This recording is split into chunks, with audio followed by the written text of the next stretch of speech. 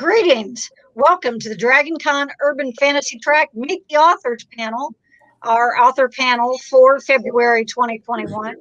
I'm very pleased to have this lovely group of folks join me this evening. And these are all folks that I'm very excited to have because I didn't get to use any of them, sadly, during DragonCon. And I thought this would be a good way for me to get to see everybody and for all of our viewers and anybody who watches this later to get to see them as well. So the first thing we're going to do is have them all introduce themselves. I do have questions, but if you happen to have any questions that you would like and you're signed in via StreamYard, you can leave questions in the chat for us and we will see them and we can post those as well. So the first thing we'll do is get introductions from everyone. And Tamsin, we'll begin with you. Awesome.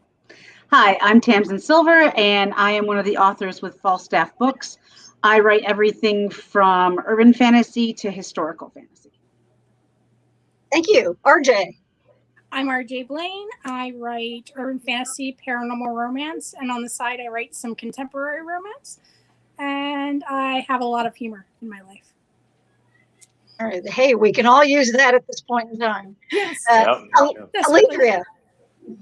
Hi, I'm Alledria Hurt, and I work with Falstaff Books and Mocha Memoirs Press as a writer of urban fantasy, horror, thriller, and epic fantasy. Thank you. Darin.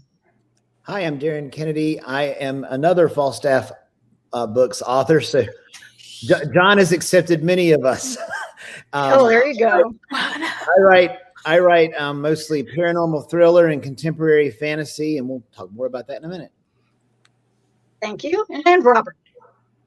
Hi, I'm Robert Ross, and I work with Spartamac Publishing and Podium Audio for my audiobooks. And I write in urban fantasy, urban contemporary fantasy, and science fiction. Great. Well, now we have some nice comments here that from Joelle saying, what a talented group of panelists. And of course, she doesn't know any of you, right, Joelle? Oh, no, not at all. Of course not. Who is this Joelle person? And then we have another comment that I'm so excited to see all this talent. Thank you. We're excited that you're here. Thank you for joining us. Now, what I would like to do so that we have this for our viewers and, it'll be on record for time immemorial for however long YouTube lasts. This panel will be part of it. I would like for each of you to tell us about, give us some background and a little bit of an overview synopsis of each of your series and or standalone books that you have. Now, if you've written like 200 standalone novels, then no, we don't have time for that. But if you've written a few, that would be great. So with you, please.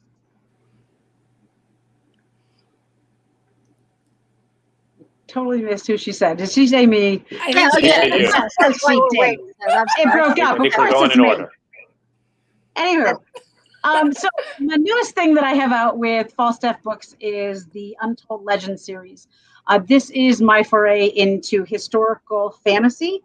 It is actually surrounds around two large things in history that are about Billy the Kid and the Lincoln County War, and that's in 1878. And then you also have an unsolved murder in 1949 in Las Cruces, New Mexico, about a waitress who was killed, and to this day, no one has ever been convicted of that.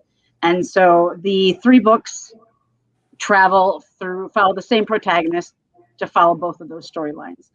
Other than that, I have some urban fantasy series out.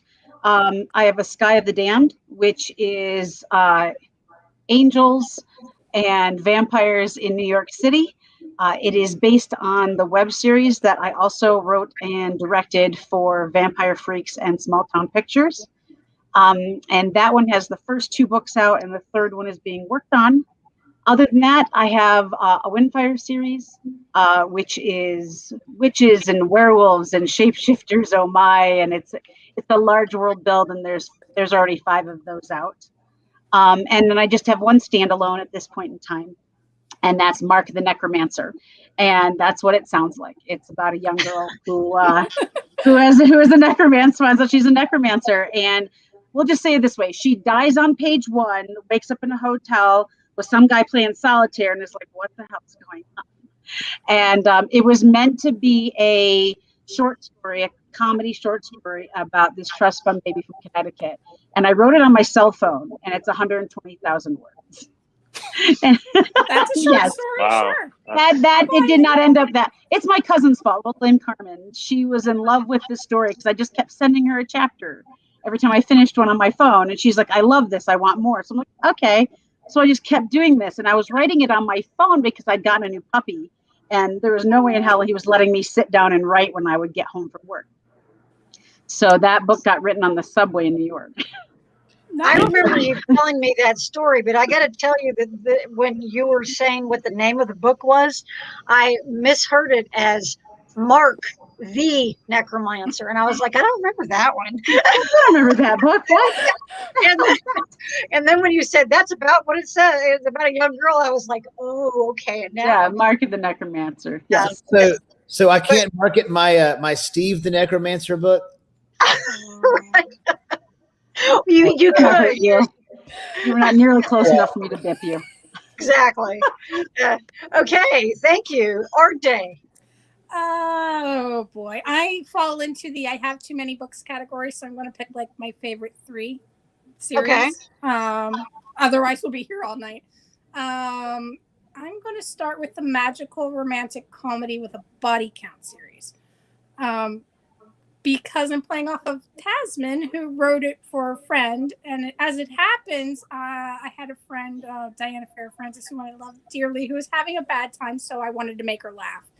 So I started just writing this book at random and sending her chapters. And 16 books later, I'm still going. They're standalone in series. I want to say standalone. Where's my mouth? Standalone. So within the series, you could read a book by itself, in other words. Yeah, but sort of. still be- I broke the rules because there's a trilogy implanted in the series now. So, and that's going to keep happening because people go, but I love these characters, please. And then I get an idea and I'm like, okay, here we go. Off we go. And now there's trilogies inside the series of standalones. It's insane, but there you have. And it's about shapeshifters. There's 4 that are not about it. The main character is not a shapeshifter, apparently. We did a count last night because we were curious. And apparently it's really just about humorous shapeshifters doing crazy stuff. And the fan favorite character is the devil. So there you have it. Of course. Yeah. That's the fan favorite character in my Mark of the Necromancer books. Everybody loves Satan. Yeah, he's great. We call him Satin, like the fan. There's a story behind that. And Lucy, he gets called Lucy a lot. So there's a lot of fun stuff in that series. And the problem is, every time I wrote a book, I added a new concept in every book. So you need to build up on the concepts in the previous books and some of the characters, or you're going to miss a lot of the Easter eggs. And now that I'm in 15 books deep, I'm like, I think I bit off more than I can chew in some ways. And then I'm going to move on to my current shapeshifter passion, which is foxes. I love shapeshifter foxes. So this is the first book in the Foxwitch series. Okay. Outfoxed, and it's about a Storm Tulsa, which is getting beaten down by nightly tornadoes. And these characters, it's a fight for survival, sort of. Apparently it's dystopian. I accidentally wrote a dystopian. It wasn't intentional. It was totally accidental because I don't even view it as a dystopian, but apparently it is. I've been told it's a dystopian. It's an urban fantasy, but whatever. And so this character is trying to figure out who's trying to kill Tulsa and why. And she gets into a very big mess. And it's all about who outfoxes who. They haven't figured it out yet. So the next book, which is called Up in Smoke, comes out later this year. And for my third choice, I'm going to pick the Vigilante Magical Librarians. It's a lot more serious than it sounds. But the title just made me laugh. So I'm like, I have to name this series that because they are magical, they're librarians, and they're becoming vigilantes. Why not? So that's the first book in that series is Booked for Murder. It came out in, I don't know when it came out, last year, 2020 sometime. Try to forget 2020, honestly. So the second book in that series is Booked for Kidnapping, and that comes out in September. And that's, if I kept going on, we'll be here for 10 minutes. Well, what's the basic premise on what the librarians and? I mean, I know, but I would like. Can you? Okay, I'll bite on this. It is about an exsanguinator who is somebody who manipulates blood. That's her magic. She is a bloodletter, basically, and she's on the run because of a injury that prevented her from being able to do her former job. So she meets her old boss, who is completely invested in her and doesn't want to let her go. So she's now having to figure out who killed a politician on the doorstep of her library using her type of magic, because she's going to be framed. Because there's very few exsanguinators who can do that trick, and she happens to be one of them. And then it just goes downhill from there. And she's I will say this much. I love this character because she has a gimp foot. She was in an accident that totally destroyed her foot. She still has it, but it's very fun writing a character who has to deal with, at most she limps with a medical boot on. And as she progresses through the series, she's going through treatments for this medical problem. And you don't usually see that or experience that. And I have a gimp knee, so it's kind of right up my alley. And so I was like, let's do this, because I've never done a character like that. Right. Yeah, why So not? Why not? It's hard. It's fun, but it's hard because I don't have that experience. But then it turns out one of my friends does. And she's like, yeah, you got that right. I'm like, well, I'm glad I did, because all I had going for me was medical research. So, yeah, that book's claim to fame is having a crippled main character who's determined to have her disability worked on and improved, because that's one of her driving goals. But the process is just so hard. So it's really kind of fun trying to balance, well, she can't do all of these things. How is she going to pull off being a magical vigilante librarian? Yeah, exactly. How does one come about there to do? Yeah, those are good questions anyway, even without a bad foot, right? Seriously. Okay, Alledria. Ooh, I have to pick one of my children. Well, you can tell us more than one. Tell us to pick three. Okay, so we'll start with the first book I ever wrote was called Chains of Fate. And Chains of Fate turned into a trio called the Fate Circle Saga because my mother is a pusher. Yeah. My mom decided at the end of book one that she was like, I need more. Therefore, I wrote book two. That's better than the kind of pusher I was thinking. I was like, I really? was wondering. We just heard about the magical librarian vigilantes. Yeah. I was like, well, that's personal. At the end of book one, she said, I need more. So I wrote book two. And then I got to the end of book two and realized, well, crap, now I have to write a book three. So I sat down and I wrote a book three. So the Fate Circle Saga was born because my mother is pushy. Oh, there you go. Okay. That works. So that actually deals with magical reincarnation, where the main characters end up in bodies belonging to other people. Fun. Oh, interesting. Wow. So by the end of book three, you've got three people apiece in each of the main characters' bodies, and the conversations get real interesting. Cool. Now, are you talking about conversations that the individual is having with themselves? Okay. Themselves and each other. Gotcha. Okay. My second series is actually this one here, which is the one that I'm actually here for. which is the She Becomes Death series, which is now 3 books and 3 novellas.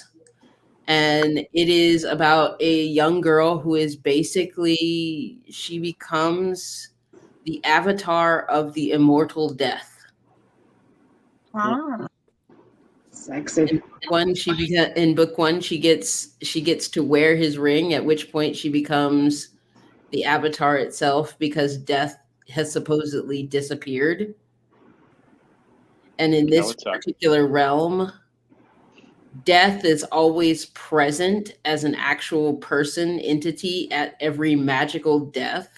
So by the time you get through book 2, you have had her teleport in and out of various death scenes. Oh, that sounds good. Okay. And it's like, okay. And then you find out that after she's dealt with book 2 and moved into book 3, that that she's not the only ring bearer around. She's just the only ring bearer of death. She meets the ring bearer of love, otherwise known as connection, in book 2. Okay. So I'm gonna stop there because I've got another like 2 series and 5 standalones I could talk about. Well, and we can come back to those at some point in time if we, if we by some miracle end up having time at the end, which I would highly doubt. I'm sure that with this group we'll manage to have plenty to say to take up our time. Yes. So thank you, Darin. Hi. Let's see. I have 2 series and 1 standalone. My 1 series is called Fugue and Fable. Fugue and Fable is complete right now, and it's 3 books that are all based on the works of my 3 favorite Russian composers, Mussorgsky, Stravinsky, and Tchaikovsky. And basically, this series is about a 13-year-old boy who's gone lost in his own mind, and my main character is the psychic that's got to go in there and find him. And in each of the books, his mind sort of becomes a wonderland based on pictures in an exhibition or the Firebird or Swan Lake or whatever, because that's what that particular young man was really interested in.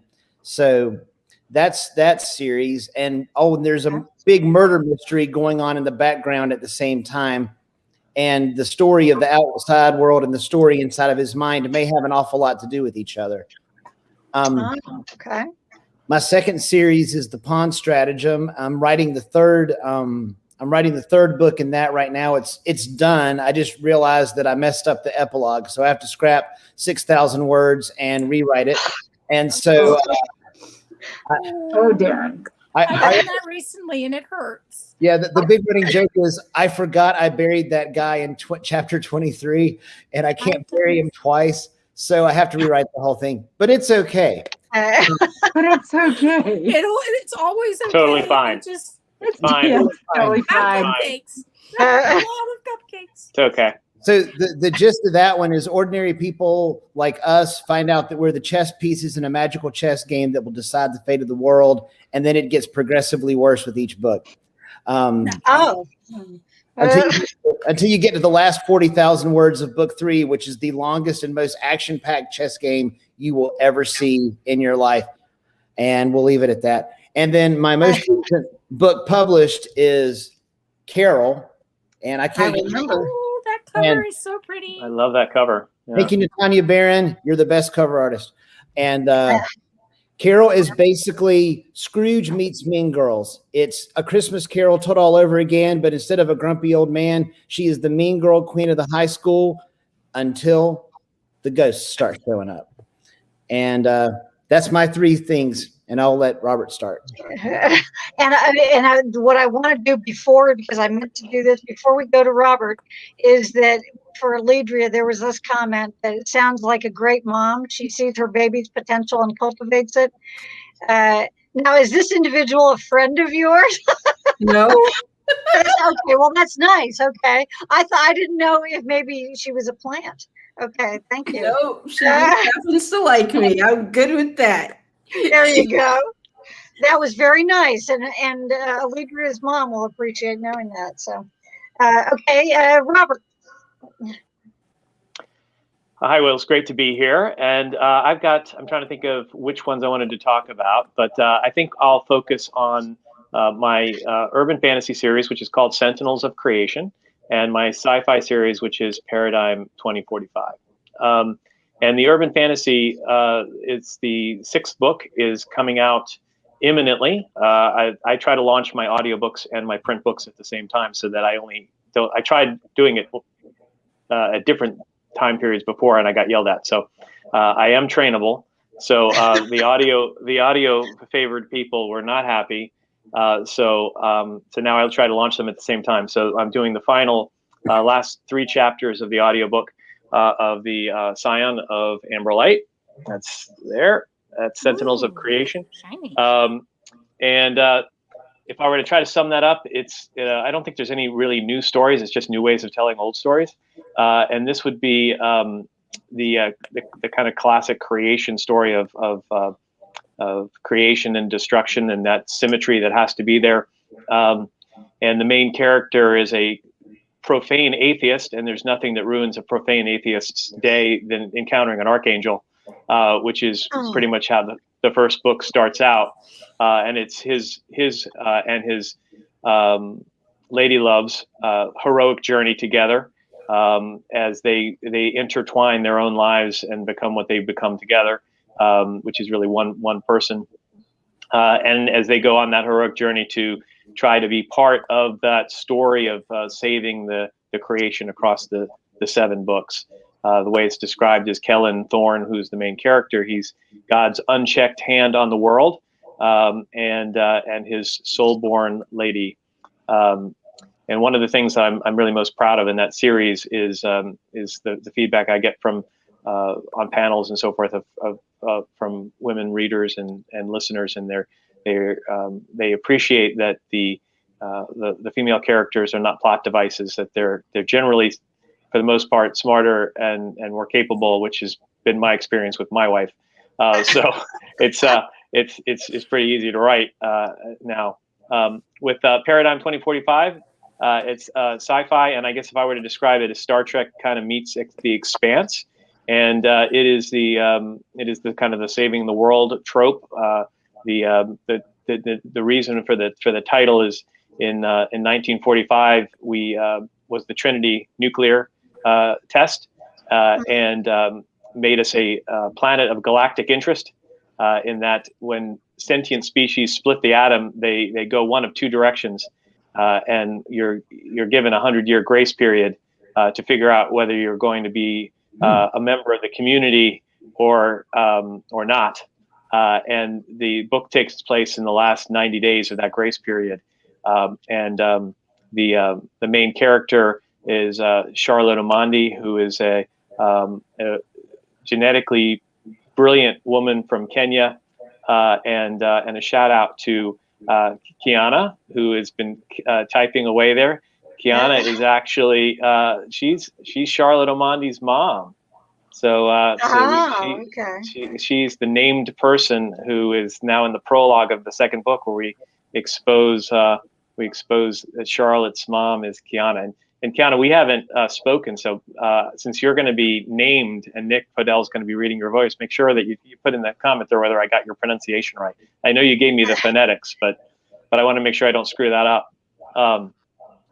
So Paradigm 2045, the first book of that is called Trinity's Children, and it's really it's a little bit sci-fi and a little bit kind of caper, almost like the Ocean's 11, where Charlotte has to build this team of genetically enhanced individuals to join with Earth's first starship to demonstrate that we can successfully demonstrate to these galactic folks FTL, because they've determined that if you can't travel faster than light within 100 years of splitting the atom, you inexorably become a danger, and so you get sanitized.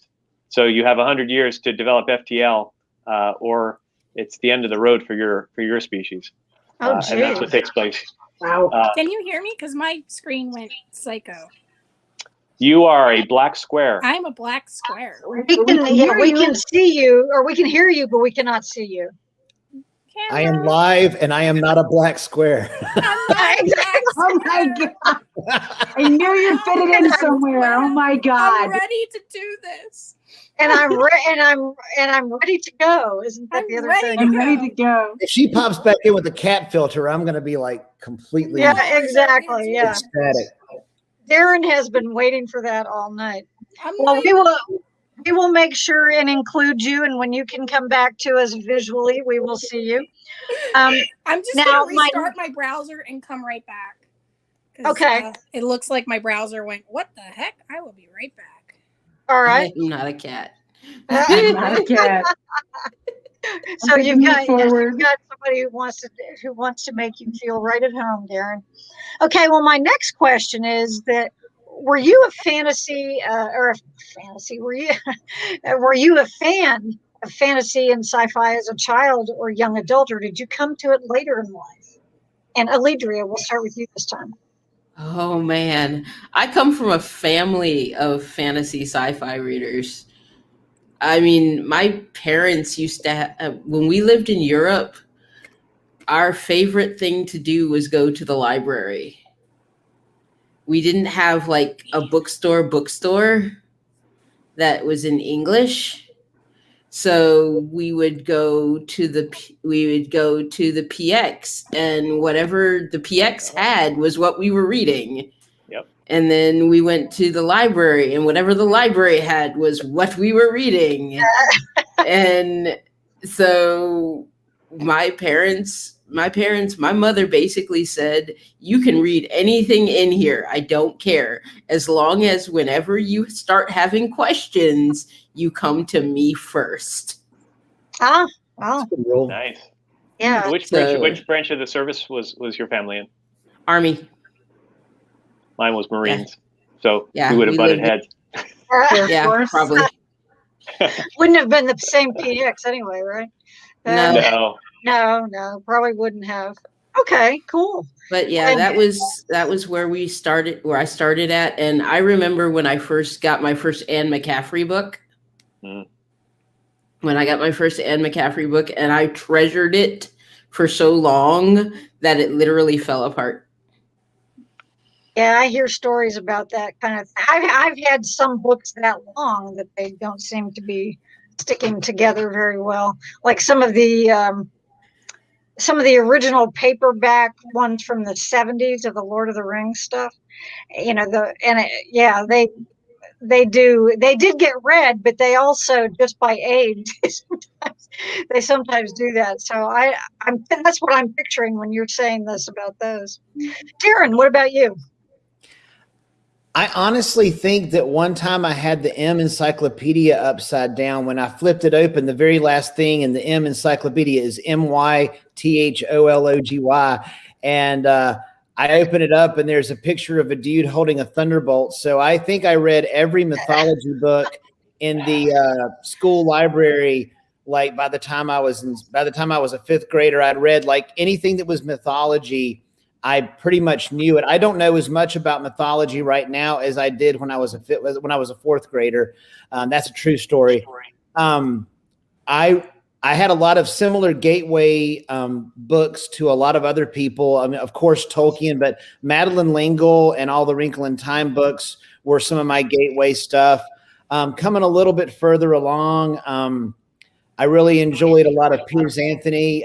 Some of what Alledria was talking about earlier reminded me a little bit of Incarnations of Immortality, which was one of my favorite series I was thinking ever. of that too. And that series is influenced. I think that series shines through in my chess series, because it's very much you are fated from the time you were born or even before to eventually be that thing. So I think a lot of those, and then I eventually came into my Gaiman and Stephen King phase, and I'm still a big fan of both those guys. So I would say I've read them pretty much from when I was wee up until now. So, okay, Robert. So I mentioned I grew up in a Marine Corps family, so I was a huge disappointment because I would be while my dad would have preferred me out button heads playing football, I was hiding under sheets reading books. So yeah, I was a colossal nerd, and I'll date myself. So I listened to, and this is why I love audiobooks so much. I listened to the complete dramatization of Lord of the Rings, and I found that if you twisted the knob on your radio, the clock radio that I got myself, all the way to the edge, you could just pick up the station where it was like PBS, where they would perform Lord of the Rings at 11 o'clock at night. So I'd be like, oh, I gotta go to sleep, and then I would listen to Lord of the Rings for like an hour and a half, however long it was. So it was Lord of the Rings. It was Piers Anthony's Xanth series. Spell for Chameleon was my first one, and Robert Heinlein, who Kiana knows. And shout out to Garrett, who's another. Both of them just got books this week after the post office lost them for a good 4 days. So shout out to you, Garrett. The Number of the Beast, and that book literally did fall apart on me. Was from Robert Heinlein, and that backs you into the whole concept of world as myth, which has been lost a lot of people don't even know what that means anymore. But in my Sentinels series, I brought that back, and then some homage to Robert Heinlein in my Paradigm series, in that whole concept of belief structures can beget new realities, and realities can beget belief structures. So Robert Heinlein was absolutely very formative. And finally, Philip Jose Farmer, or as my daughter, who has a burgeoning career as a voice actress. The first time she read it was Philip Joe's Farmer, and I got to make fun of her about that, because that's what our family does, is mercilessly make fun of each other. But Philip Jose Farmer's World of Tears was so hard to find. It's out of print or out of audiobook, and I would love to have that. But that was a huge influence on me too. Okay. Now, RJ, my question was posed while you were temporarily deactivated. And my question is that did you read fantasy and sci-fi? Did you start that as a child or a young adult, or was it a little bit later in life? Oh, this is a funny story, or kind of sad too. I grew up in very, very rural Maryland. Like, it was 40 minutes to get to the grocery store rural. That is rural, yeah. That's rural. Really rural. On a horse. Yeah, there's no horse. Well, actually, there were a lot of horses in that town, along with cows and sheep and farm animals. Lived in farm country, deep in farm country. But deep in farm country, education isn't valued nearly as much as how far can you throw a baseball, a softball, or a football. So I grew up the first 4th grades of my life really into sports. I was actually very good at sports too. I could beat the boys, which was fun. So by the time I got in the 4th grade, I was functionally illiterate, which meant I could barely squeeze by getting through school, kind of guessing what was going on. But really, there was a blue ribbon school, and they wanted to keep their blue ribbon standards. So I barely snuck in, It's like, C's, okay, we're okay with this. We're okay with this. So my 4th grade teacher was pretty smart lady. She clued in very quick. I couldn't actually read worth a crap. And so she introduced me to Madeleine L'Engle's Wrinkle in Time. And she's like, try to read this. There's no assignment on it or anything. Just try to read it. See if you like it. You're not liking anything else we're doing, so give this one a shot. She actually gave me a pass on the assignment they were supposed to be doing because I was not responding. So I had that big red Heritage dictionary, the one you could kill somebody with. Right, yeah. That's what we had in the household. It was one of 2 books we had in the household at the time. We had the big red Heritage Dictionary and the Bible. That was how the household rolled. Oh, there was a couple of history books, but like 1 or 2 of them. And National Geographic magazines. That's important because I learned how to read on National Geographic magazines. Ah, yeah.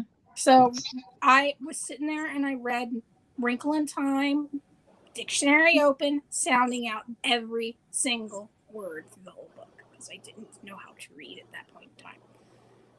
But by the end of it, I was kind of figuring it out. Right. That's the way to do it. So she then introduced me to Island of the Blue Dolphins. And by the next year, I was reading Stephen King. Wow. Yay. That's quite a process. Yeah. So it Yay turns for out teachers too, right? boredom it was my main. I didn't like any of the storylines or anything. I just was not interested in any of it. But then fantasy was like, this is interesting. Okay. My first Stephen King book was The Stand, and I went through a hardcore horror phase in 5th grade. And my mother's like, what's going on? Because suddenly I went from sports, no more baseball. Take me to the library. Just went complete boom. Just did a complete 360. I didn't learn how to write until I was an adult. But I didn't learn how to read until 4th grade. But it was fantasy that was my gateway to being literate at all.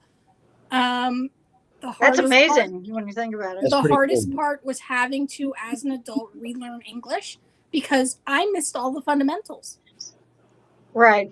So in 6th grade, they put me in this special needs class because I was missing the fundamentals. So obviously I had learning disabilities. And my mom went, no, that's not right. She demanded the school do an official IQ test. I scored in Genius Bracket, and they went, what's going on here? And I'm like, I don't know. You're the educators. So they did a complete turnabout face and then put me in the high-end class. I have no idea what's going on, by the way. Right. And so yeah. But no happy medium.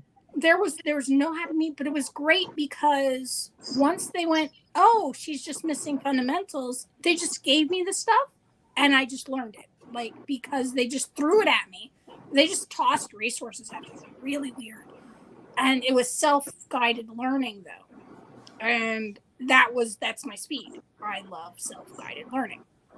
So the whole classroom thing just doesn't do it for me. But give me a book, tell me this is what you're learning, come back able to do this, and I come back able to do that because that's how I best learn. That's a great Wish they'd story. figured that out in elementary school, though. Wish they'd figured that out in elementary school. At least, I mean, but and Wrinkle in Time is, I'm sure it has a special place in your heart because of all. That was my first book, literally my first book. But I still laugh to this day about I'm in 5th grade. I go into class. I have a copy of Stephen King's The Stand. I'm at the Lincoln Tunnel scene, and my teacher's like, "You're not actually reading that." And so I went to her, and I just finished reading it. And at that point, I still had decent memory for words, and I just started reciting from the Lincoln Tunnel scene. I get 2 sentences, and she's like, "Stop, okay, you can read it." I'm like, then she's like, "Don't creep us out. We don't want to hear it." Yeah. At least you picked a light part. Not in the middle of class. Yeah. There aren't very many light parts in The Stand. At least you picked exactly.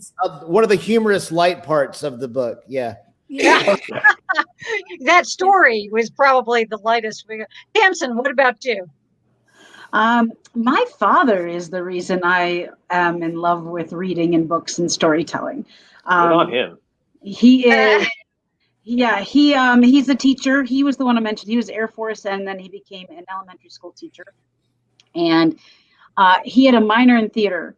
And so he used to read to me and do all the voices, and it was just amazing. So every night he'd read books to me. E.B. White, C.S. Lewis was my first real introduction to the fantasy genre, and I loved them. I think I made him read Dawn Treader to me 3 times. It's my favorite of them.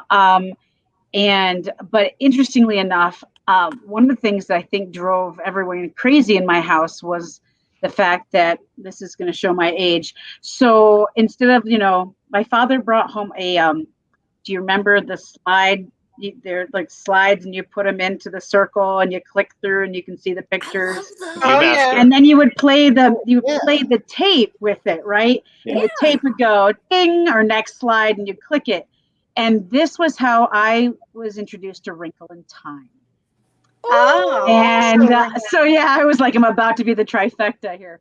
And I must have gone down to our basement and watched it over and over. And I made everyone who came over, So I made them cool. all watch it. And and I know, right?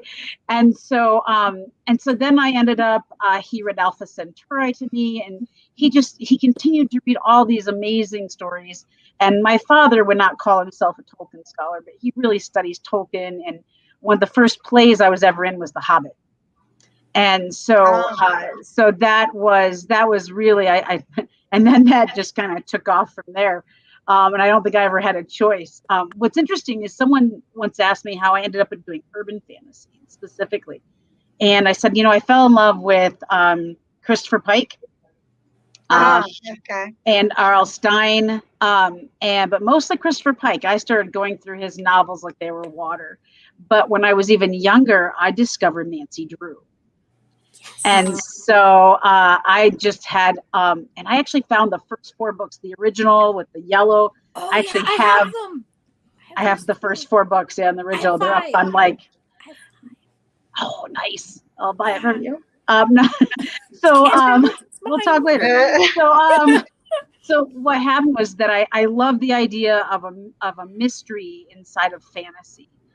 Which is probably why I was drawn to the story of Cricket Kugler for the 3rd book in the Untold Legends series, because Billy spends the book where they're trying to figure out who killed her and why. So, and all of my books have a tendency to have a mystery aspect to them.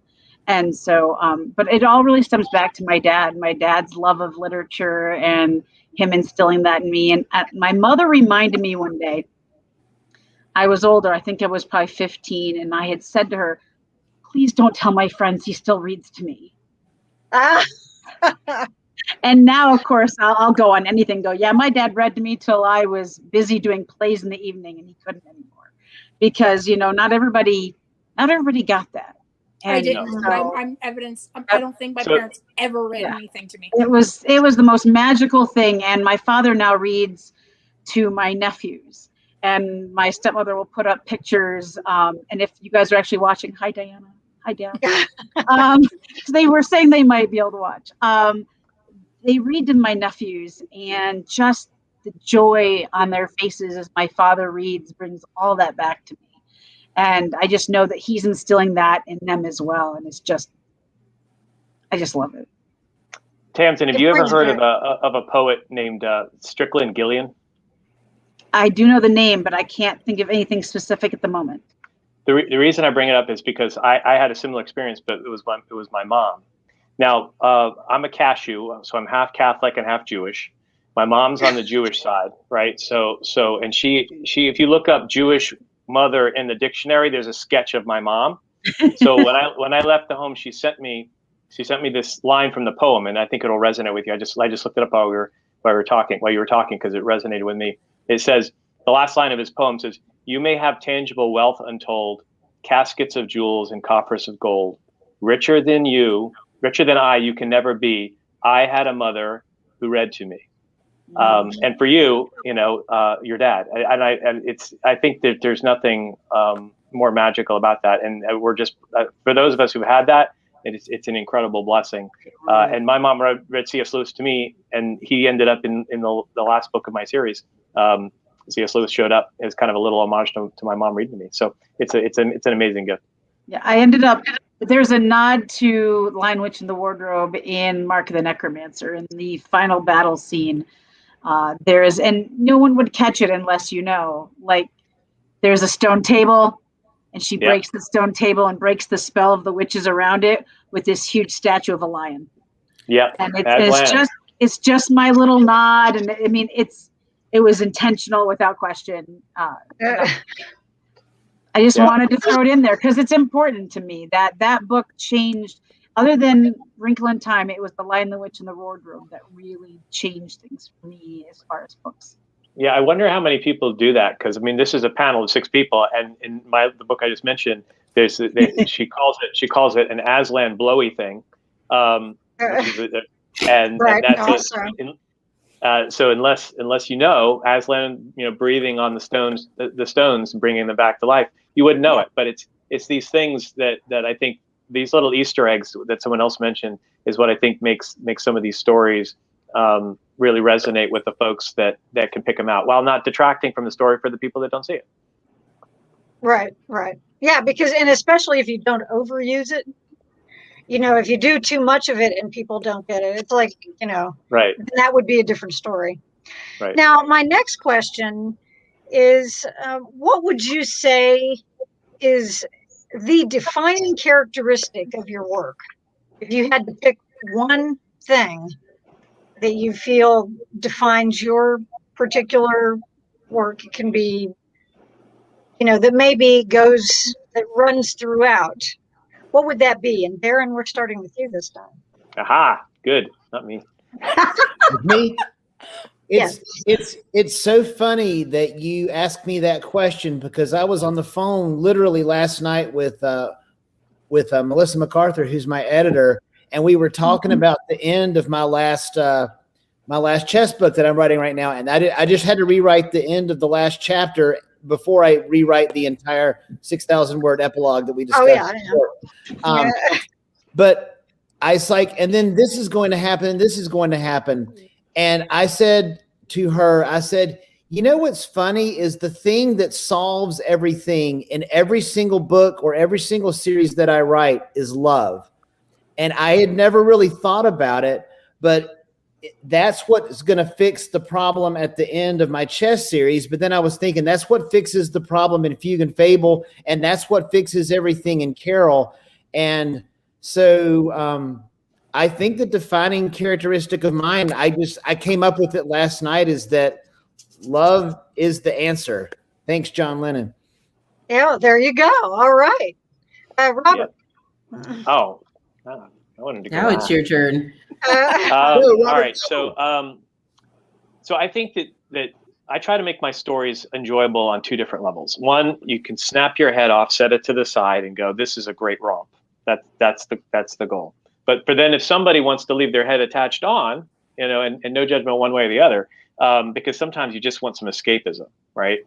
And then there's that whole fun part. But then if you want to scratch underneath it, in every one of my stories, there's a thread of agape. So there's 3 forms of love: philios, agape, and eros. And we talk about eros a lot. We're just humans, like we dig it, right? Right. And Most common. I was on a panel with Tamsin and Terry, and holy cow, did we talk about some eros? We did.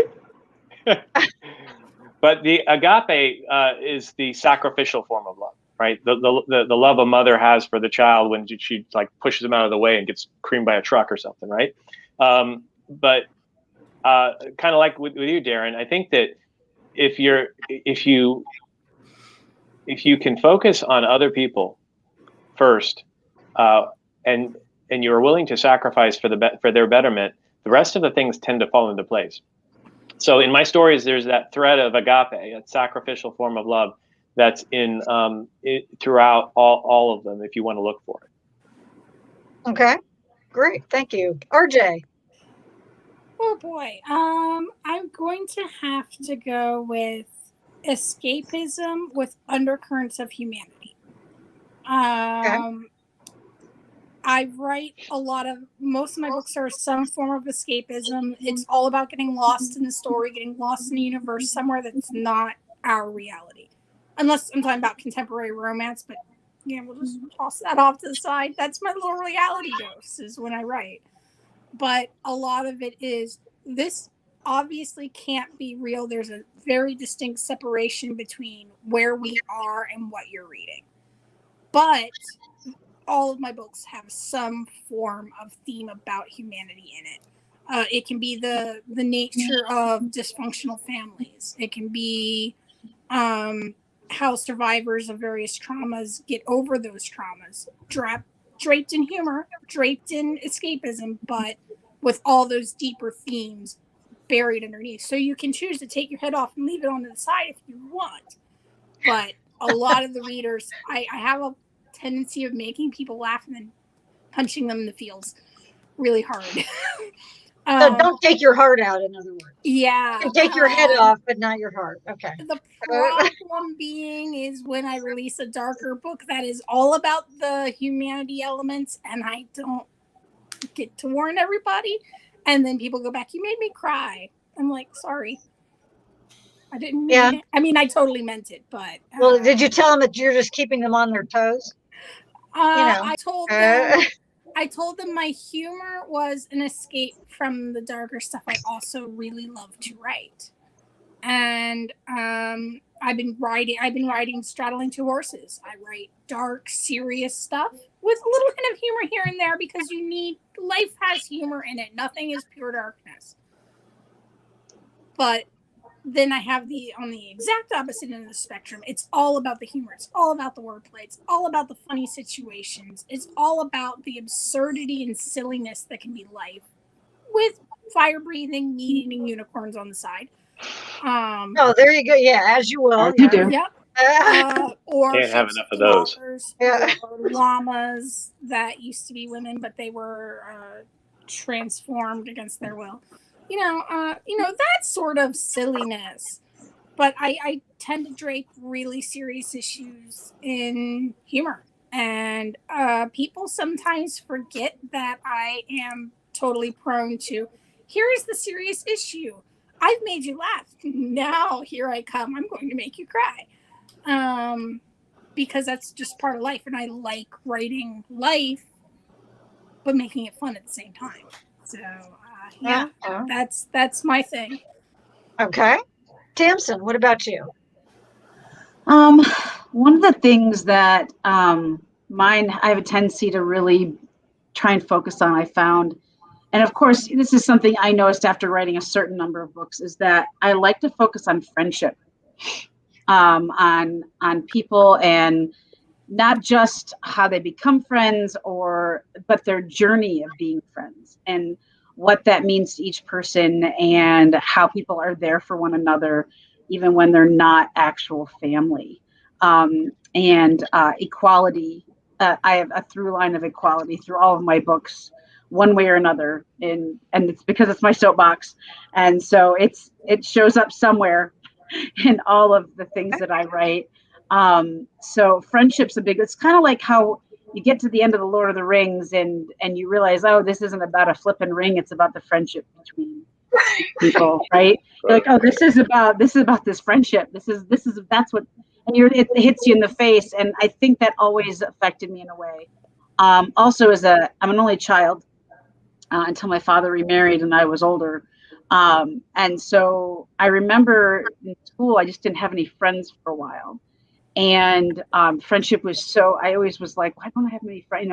And now, of course, as I've gotten older and I have a lot more friends and I know a lot of people, and a lot of those people will say, what do you mean you didn't have anyone? You didn't say anything. You didn't talk to anyone because now you don't shut up. And I'm like, it's true. It's true. And so I think that instilled in me, not only that, but I realized when I was explaining my books at a panel at Dragon in 2019, how many of my books deal with the soul. And I was raised in the Baptist church, and I think that had something that affected me. And so to me, I think always the worst thing that you could lose is your soul, who you are, lose yourself. And so in a lot of my books, that is what they're fighting to keep. In The Curse of Billy the Kid, Billy learns that this creature from the other world has his soul trapped to this plane unless he earns it back. And if he dies before that, he doesn't get to go to heaven. He doesn't get to go anywhere. And because his mom died when he was young and he wants to see her again, his friends have died. So, but I have found that it's definitely another through line from all the things that I write, that the soul and the person, who you are here, is the greatest thing you can possibly lose. And so that's another through line for that I would think that a lot of my books center around. Okay. And Alledria. I'd have to say it's family. I mean, in a lot of cases, in a lot of my stories, a lot of my books, I'll tell people there are two sisters that show up in a lot of my books. And they just show up, and they may be like friends or they may be enemies, but they're always there and they're always connected to each other. And then you have these other characters who are like, I'm finding my father, or I'm finding my mother, or I'm finding these members of my family who are part of who I am that I've never been able to access. So that's pretty much my whole thing, is just you find your family. Okay. Whether they are agreeable or not in the beginning, as you were saying, they don't always get along, right? Now we have a question here from Kiana about for all of you, and it's a two-parter, so I'm going to put it up in two parts. Could you ask, okay, if the defining characteristic was a result of a fully visualized character that came to them with all of their flaws and strengths, or if the character was a result of the goal and setting of the story driving them toward who they actually became. These define reading my author's notes. So yeah, the defining characteristic that of your work, and if you gave us multiple answers, then pick one, I suppose. That was that a result of the character that just showed up, I guess, with a lot of these things intact, or if the character was a result of the goal and setting. And let's see, Robert, I think it's time for you to go first. Is that not right? I figured that was going to happen. So I think Kiana was referencing something, one of my author's notes. So it's a funny story. So about, years and years ago, 7, 8 years ago, 10 years ago, something like that. Jennifer Liang, who you know, I'm sure, from Dragon, one of my kids is a special needs kid, and she is a teacher at a special needs school. And so she said, hey, we're going to have a guest in one day. And I went in to because I was there for a different reason. And I was talking to this guy about that I was dabbling in my writing at that time. And he's like, well, how do you create your characters? And I said, well, I don't really create them. They just kind of come to me. And he was asking me more and more questions. And he says, yeah, you're a discovery writer. He says, there's outline writers and there's discovery writers, and you're a discovery writer with a dusting of outline. Because I said, I do outline a couple of things. And I'm like, so who's this guy? I mean, I'm like, what does he know about writing? I know nothing, but I figured, and that what does he know? So it turns out he's Brandon Sanderson. So he knows a little bit about writing. I had never heard of him at the time, and so I've since read everything. And so I was laughing with him at the last Dragon. We actually physically met, and I was telling, because he'd forgotten that whole story, so it was more impactful for me. But so my characters, if you've ever seen the movie The Man Who Invented Christmas, which I absolutely love. If you haven't seen it, I highly recommend it. It's a story, Darin, you'd love it, I think. It's a story about Charles Dickens creating A Christmas Carol, and how those characters appear to him whole form. So my characters come to me that way. So I remember when I told my wife about Charlotte Omondi, and I said she's going to be the captain of the ship, and she's from Kenya, and she's like, what the hell do you know about women from Kenya? I said, you are screwed. and I said, I can't change it. It's who it is. So I had a character, whether what race they are, what orientation they are, whatever they are, right? They are who they are, and so they come fully fleshed out for the most part. I mean, I guess that's not fair. They come to me and they get fleshed out along the way, but their foibles, their flaws. Kellen, for example, a horrible like profane person, like just the language that he threw around. And then some of the other characters, they all tend to have some sort of heroic flaws, which I think makes them more interesting than otherwise. I mean, I think that's why you see Superman as such a difficult character to write for, because the guy is just perfect, right? And you have to invent kryptonite to do something to him. But yeah, my characters don't really. The story doesn't change them as much as they change the story because of who they are. Okay, there you go. Now we also have a comment from Joelle, which we all agree with. Your story about Sanderson was hilarious. Okay, RJ, what about you? Are yours fully fleshed out? Do they come to you all in one piece, or? Oh boy. I have a condition called aphantasia, which means I have a silent headspace. It's black. There's no sound, audio, video, nothing. Just black. So, no, they don't come out anything. When I start to write a book, I have absolutely nothing to work with.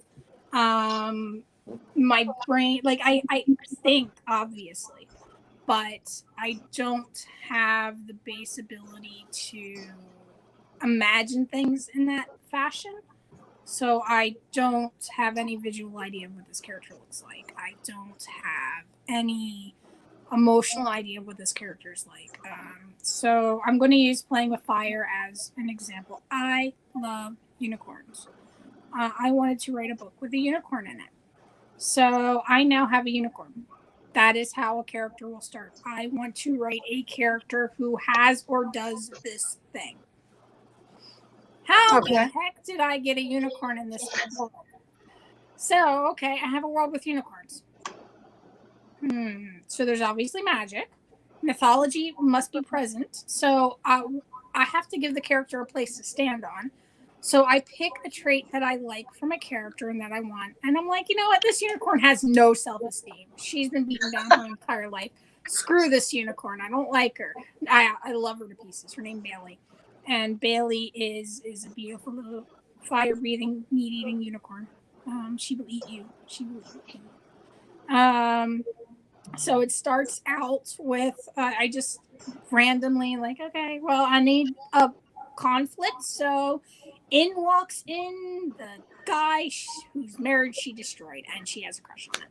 And that is how the fire-breathing unicorn comes onto the stage. And okay. At that point, I part outline and part discovery. I have to outline in that because I have aphantasia, because I don't really know anything about the characters, I have to go, okay, well, what got this character to this point? Why is she there? Well, she's a barista. The cop goes into the bar to get coffee. There we go. We have a little bit of backstory. She is a barista.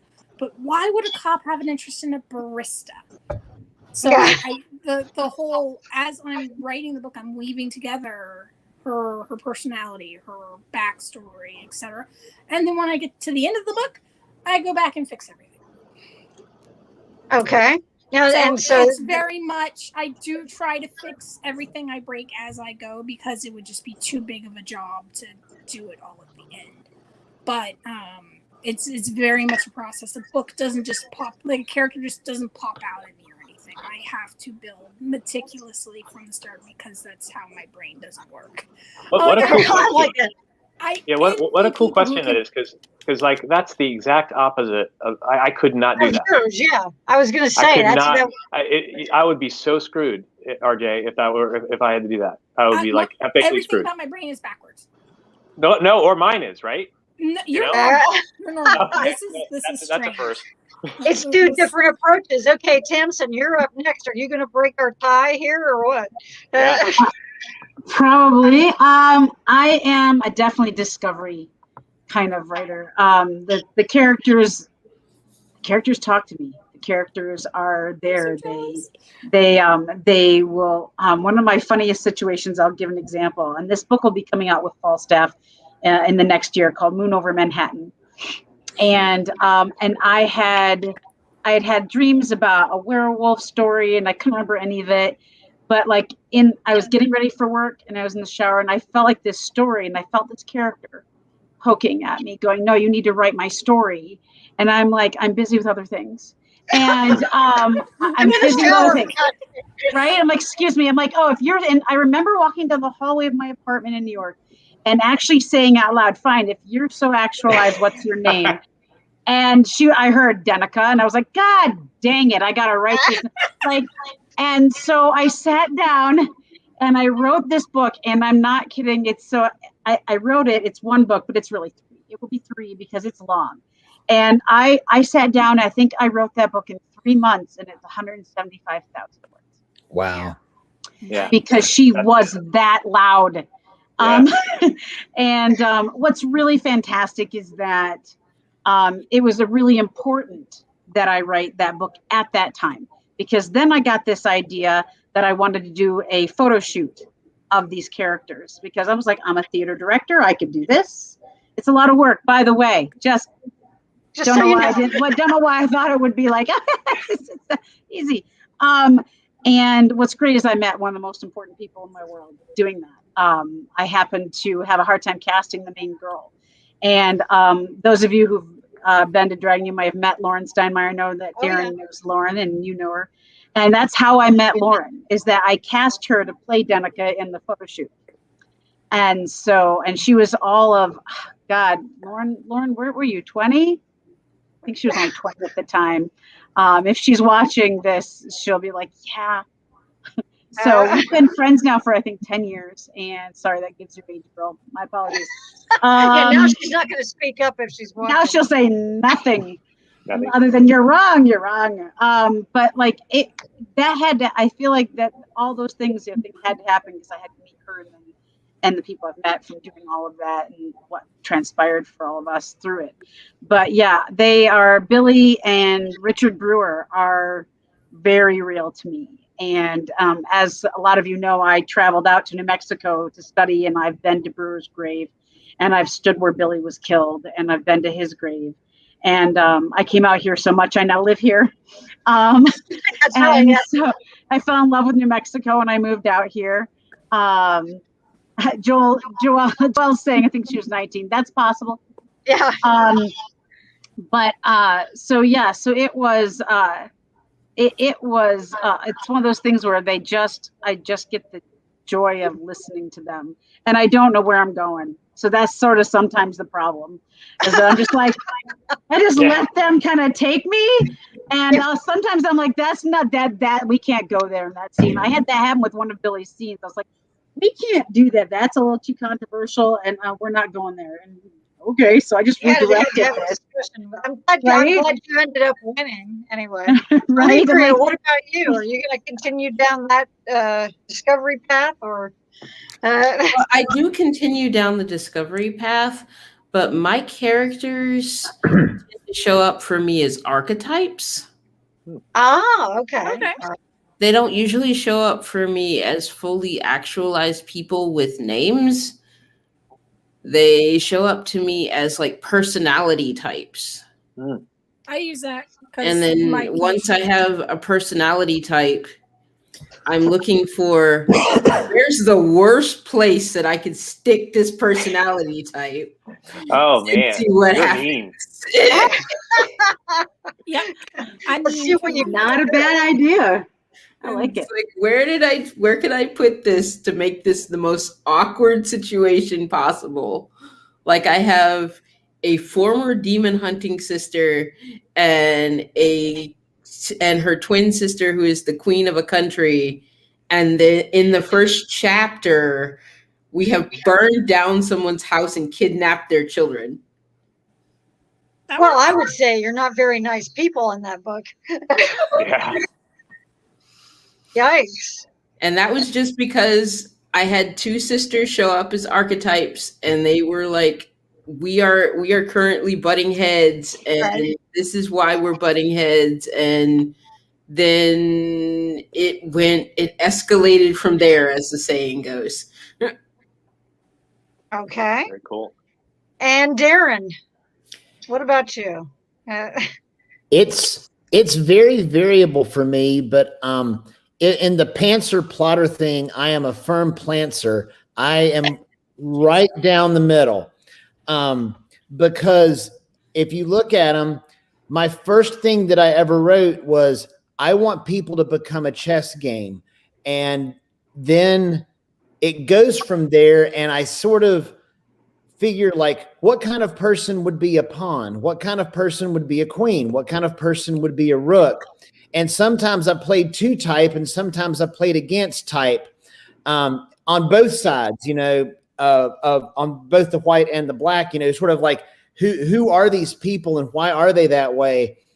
And it's interesting because the minute I start writing them, I don't know what it is about that particular set of characters, but I can tell you, like, the Black Queen is Magdalene, and I can tell you what Magdalene will or will not do. I can tell you what she would or would not say. And it's different from what the Black Pawn or the White Bishop or what they would do. So that's one. When I wrote the Fugue and Fable books, it was, I literally, the writing prompt for that one was, I want to turn pictures at an exhibition into a book. How do you create it to where basically an esoteric piece of music that was based on 10 paintings hanging in an art gallery in 1860s Russia, how do you make a novel out of that?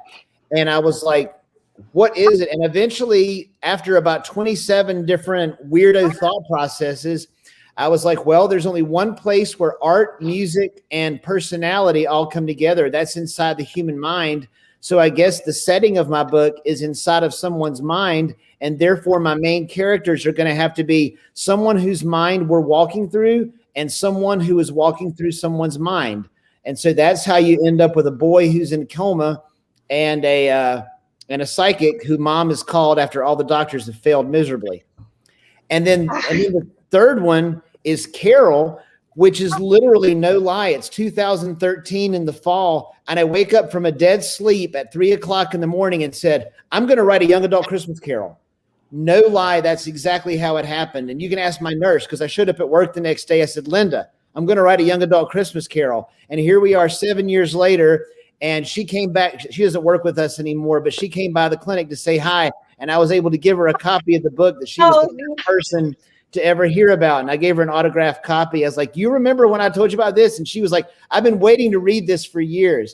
And so when I say that Carol, because the main character, her name is Carol, and she's the one that gets Scrooged. And when I say that she popped into my head mean as a snake and ready to get Scrooged, I'm not kidding. I mean, I knew everything about her before I even started writing the book. And then I kept learning more as I went.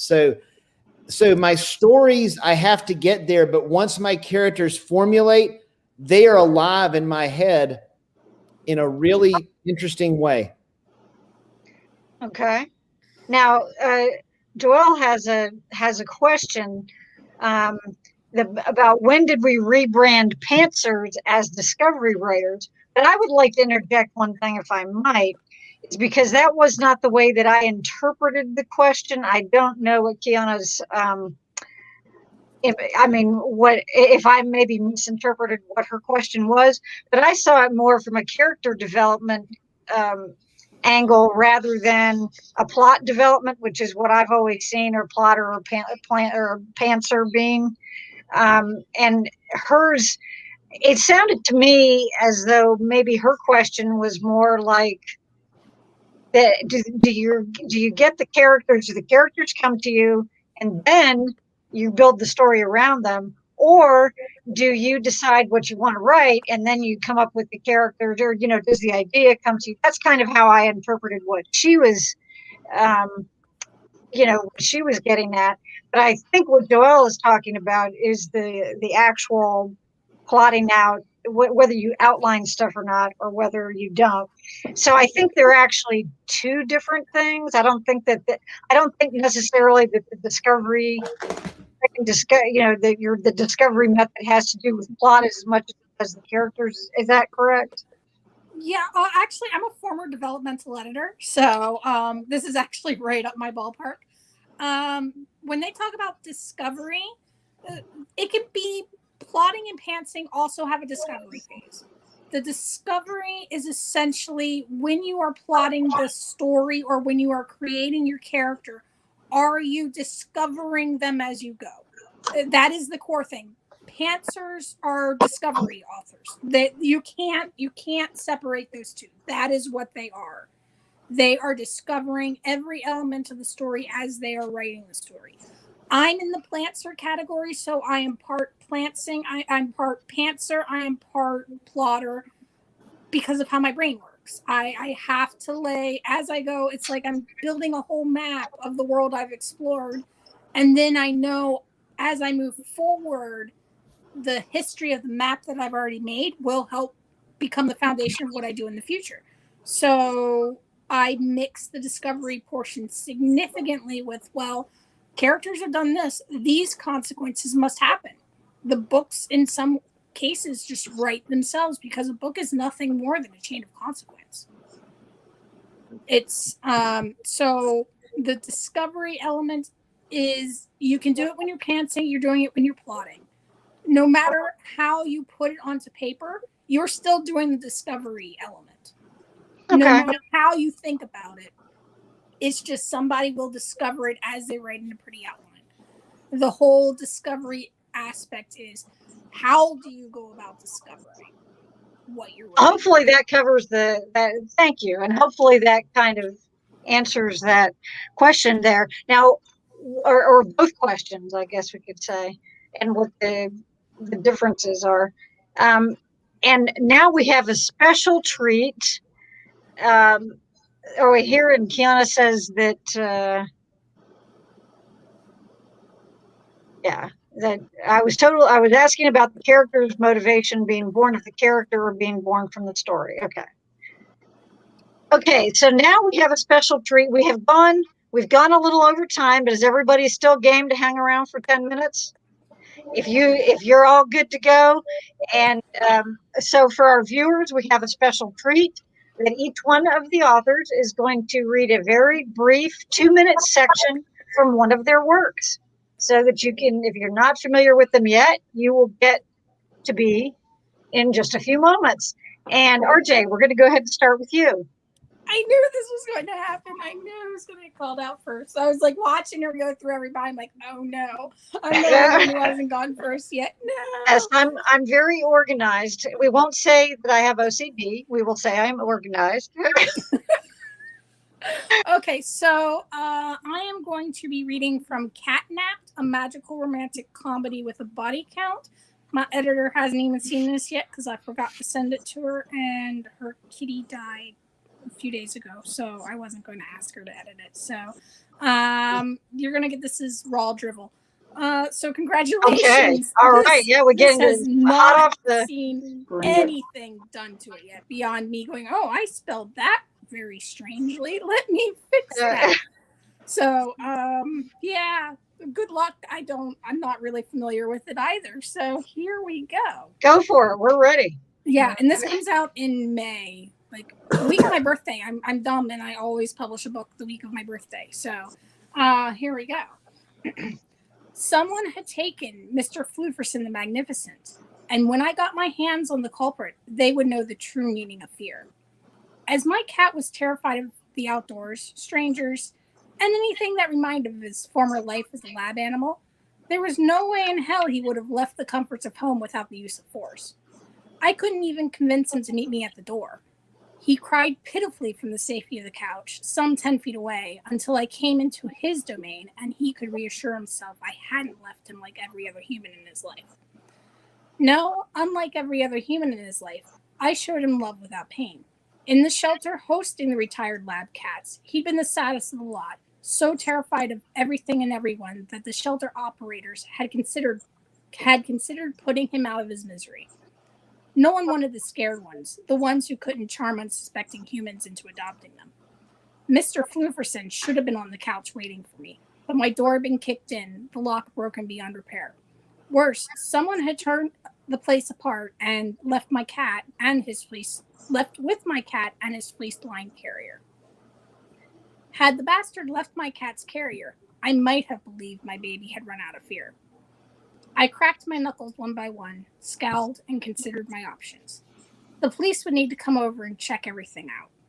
After the police flailed about and accomplished little, for they had more important things to do than investigate the loss of my cat. I would begin using every contact I could. While I was only a secretary within the CDC, secretaries held power. Every day, I talked to the bigwigs, the wealthy, and the powerful, and I earned their respect so I could smooth the path for my bosses who needed to work with people all around the world. I had the devil on speed dial, and I wasn't afraid of using his wife to get what I wanted. While I wouldn't cut a deal with the devil, I'd find a way to make him do my bidding. Well, maybe I'd cut a deal with the devil, but I wouldn't bargain away my soul. Nobody, and I meant nobody, would hurt my cat and get away with it. And speaking of cats, here we go. This is Princess, and that is a cat. That is a And cat. that is a cat. That is a cat. And, It we is are a cat. back, and we've come full circle. Thank you. Yes, fabulous. Thank you very much. Okay. And nice I way to found end. all sorts of typos in that as I was going. I'm like, oh my Oh, there you go. Tamsin, you're up. All right. I'm going to be reading a section from The Curse of Billy the Kid. It just a little thing that you know. Richard Brewer has been bitten by a werewolf. It is the first full moon. He is definitely being chained up, so he will not hopefully get loose. And this is between him. This is a conversation between him and Billy are going to have this conversation. So anyway, Okay. help you out there. Kill me. I normally would have had a witty comeback for anyone who said that to me, but not Dick. Instead, I just stood there, flabbergasted. What? No. Please kill me. Oh, yes, now that you've said please, I'll get right on that, I said, my voice heavy with sarcasm. Maybe you didn't hear me. I said no. No way in hell, to be specific, and that's where I'm probably headed, but no, and no. Why? He shouted, his head snapping up, wild blue eyes staring at me.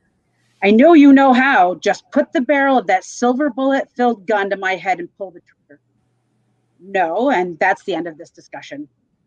Please, William, God, please, he begged, his voice breaking, tears streaming down his face, now red from exertion. Please, if I was ever your friend, put a bullet in my brain. I approached him again, and squatting down in front of him, I lay my hand on his shoulder. Brother, I'd as soon take my own life as take yours. And we all know I'm not ready to go. I got me some demons, both figuratively and literally, to deal with first. It's not my time or yours.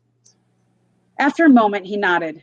Just remember, you gave me your word. When I change, if it's not me anymore, if I lose my soul, you don't hesitate. You put a bullet in me. You hear me? In no way was I going to kill him, not unless I had no choice. I promised then, and I promise now. God help me, I was such a liar. Not hearing my reservation in that statement, he nodded again. Good to know. Silence hung heavy, and I sat down. Why are you doing this? Dick asked finally. I'm about to become a demon, a monster you as a warrior of Skahawk are bound to kill on sight. That's the balance. I picked up a small rock and rolled it about in my hand as I spoke. Who said these men are demons? Friggin' Garrett? What does he know about it anyway? He doesn't know anything. Very good. Thank Very you. You do great readings. That's awesome. And you can see more of them on my website.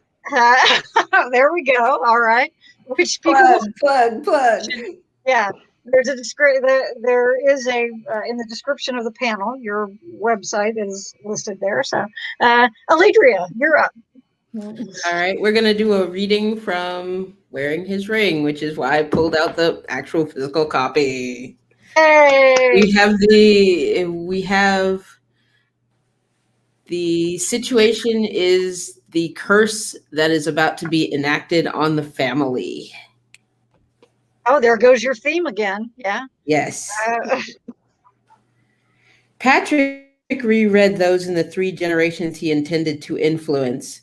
His mother, Arabella, and her siblings would fall under the curse. His own siblings and cousins would fall under the curse. His daughter and her contemporaries would fall under the curse, so many in one fell swoop. It would run its course in a turn of the moon, plenty of time to find what Cassandra sought, and then return his daughter to her rightful state while he let the others languish. Just as they had let Phoebe languish so many years before. They could have helped. They did nothing. His older sister Phoebe disappeared years ago. He would not call her name among the curse's roll, so that wherever she was, she would go unharmed. Whenever he thought of his beautiful sister, he could not avoid thinking of Allion Grimm, his once friend. If only he could add him, but the curse worked on family. Grimm was not, nor would he ever be, part of the camp family. Small mercies. Cassandra opened the small book in her possession and offered it to him. In case you need a refresher. No, I know it. Christina would be fine. Phoebe would be avenged. He would be free. All would be as it should be. Eyes skimmed the words as his lips murmured, such as with curses. They were worked not with great intonation, but rather dark whispers that wormed their way into the atmosphere. As he spoke, the words themselves became mist in the air, bright pink as blood mixed with white. His black robe fluttered in a tiny tornado summoned by his will. Cassandra stepped away from it when it pulled at the ties of her high heels. Patrick continued to whisper the words of the curse, bringing it to life. The pink mist grew stronger in color and in form. When it was complete, it looked like a winged person with a spear made of clouds. He marched up to the front door and fogged through it. Patrick closed his eyes and let his senses reach out to the work of his will. It moved through the house in silence, its presence unknown to the witches sleeping inside. From room to room, jabbing each person with a spear directly in the heart. Oh, geez. That's very ominous. Yeah. Boy, you got us going. Yeah. Okay, Darin. So I posted on Facebook that I was going to read the first 2 minutes of King's Crisis, which is the unpublished third book from the chess series. So basically, in the first book, the bad guys tried to kill them all. That didn't work. In the second book, they tried to disperse them through time to get rid of them. That didn't work. So now here we are at the beginning of book 3, and here we go. Okay. Chapter 1, Tritabula. Red sky and morning, sailor's warning. Stephen Bauer stared up at the cloudless heavens from the roof of the Manhattan Hotel, where he and the rest of the white had laid their heads since returning from their shared banishment across both continent and century half a month before. The sun had first peaked above the eastern horizon minutes ago, the usual pinks and blues of early morning absent in favor of a more menacing hue. Somehow, he mused, I don't think this is what the mariners of the past were talking about. Deep crimson stretched from horizon to horizon as it had for days. Newscasters and meteorologists across the globe pontificated about various weather phenomena, astronomical events, or even global warming as possible causes, while others in the public eye openly questioned whether the end times were finally upon us. For once, the doomsayers and apocalypse believers were closer to the truth. With the universe out of balance, a great correction was imminent, and a shift down the spectrum for the heavens above represented the least of the world's problems. The time of the game swiftly approaches. Archie's voice from across Stephen's shoulder raised the hairs on his neck. We must all be ready. Looks that way. Stephen turned, his inexplicable discomfort at being alone in the white bishop's presence as pervasive as ever. How much time do you think we have? Based on what I've seen in visions from the past iterations of the game, a day or two. Archie joined Stephen at the roof's edge. 3 at most. So, Stephen gripped the rail at the roof's edge with both hands, his knuckles white. This is it. It would appear so. And no further sign of the black? Archie shook his head. None. 2 weeks had passed since Zed tracked the lot of them down to an otherwise unremarkable coffee shop mere blocks from their perch and delivered a not-so-veiled threat of his intention to win this latest iteration of the game by any means necessary. The intervening disappearance of the black from their lives, as well as the relative cessation of the natural disasters brought on by the coming correction, had left Stephen and the others in a strange limbo. Their lives, albeit uprooted from their usual day-to-day before the game, had resumed at least a semblance of normalcy. Still, not one of them had slept a full night since their return to their proper century. Despite the strange calm before the coming storm, each remained all too aware that a fight to the death awaited them at a time and place decided at the dawn of the universe. Oh, I like it. thank you. Yeah. Very nice. Cool. And Robert, you get to end our. Thank you. Bat cleanup, which is probably good That's because right. I think I'm going to be the worst of the bunch. So say my alpha readers. They're like, you're not very good at this. So here we go. This is the prologue from Paradigm 2045. The first scene from the prologue of 2045. Okay. That's a good way to. That's a good way to tease everybody. Yeah, go for it. Coleman, for the love of all that is holy, if you do not stop mothering me, I will pull your plug. How much longer until those files finish compiling? Damian Howard waited for his AI assistant's response, but was greeted by a deafening silence. He didn't want to turn around, partly because doing so within virtual reality was pointless, but mostly because he didn't want to see Coleman's disapproving expression. After several more seconds, Damian sighed and asked, "Well, Coleman, what do you have to say for yourself?" "Just this, Dr. Howard. If you behave like a petulant child rather than a man of 131 years, I will treat you accordingly." Damian gave a derisive sniff while he flipped through several historical texts within his VR environment, then paused. "Coleman, I believe I just caught you in a mistake." "Is that right, sir? How marvelous for you. You must be so proud." "Now, would you please sit down? Your heart rate is..."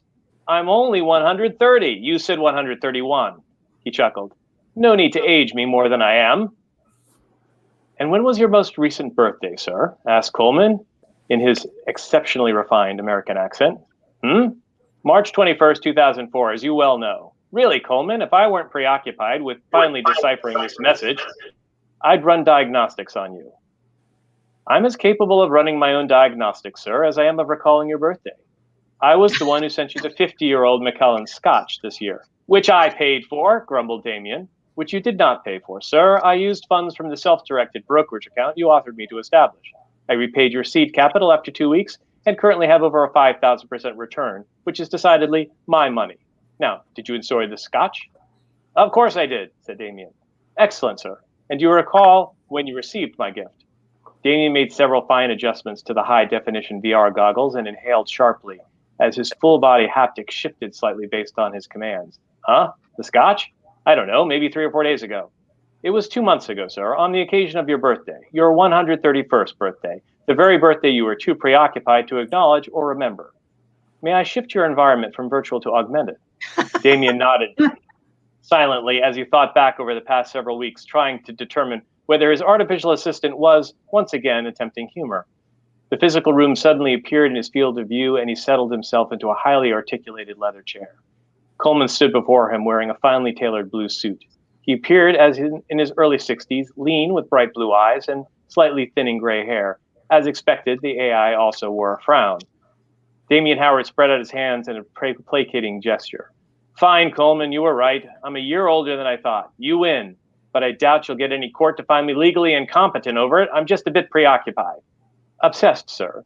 Obsession aside, you are more competent than most humans who are a fraction of your chronological age. Beyond that, as chairman of Howard Technologies and the wealthiest man on the planet, I doubt a court would have the balls to take up such a query." "Balls, huh? Excellent colloquial reference," began Damian, "but I am not obsessed. Coleman, we have discovered an extraterrestrial message and we're about to finally hear it. It's proof we're not alone. It's something I found, sir. Yes, I'm aware of the message's importance." Ah, okay. Talking about leaving us hanging. Very nicely done. Well, I want to thank all of you for being here this evening. I hope you've had a good time. I think that we've had some great audience interaction. We have a thank you to all the panelists. I really enjoyed it. Thank you. And she said she gets to hear her favorite book read by the author. Thanks so much, Robert. So, Flush, flush. plug. Yeah, really. You know, we'll see. You've got good lighting, so maybe the blush will show. I want to thank the audience as well, everyone who watched this with us, and especially those of you who felt, you know, comfortable enough to chime in. And I also want to thank everybody who will watch it afterwards. We appreciate the support. And I do want to let people know something upcoming next week on Thursday, the 25th. It's been a date change, which I will post on the Facebook page. But we have our first installment of Supernatural Rewind, where we're going back to the beginning, having a fan panel over once a month, a rewind panel, and we'll be starting with season 1. So we'll be doing that. Next month's author interview is with Clay and Susan Griffith. 2 longtime supporters of the track. We're very excited to have them. And we'll have more Supernatural Rewind. But in the meantime, I want to thank you again to all of our wonderful panelists. Thank you to all the viewers. And we appreciate all of the nice comments. Thanks to all of you. And good night, and everybody stay safe. And we will hopefully see people in person again at some point in time. Thank you, everyone. Thanks so much. Take care. Bye, guys.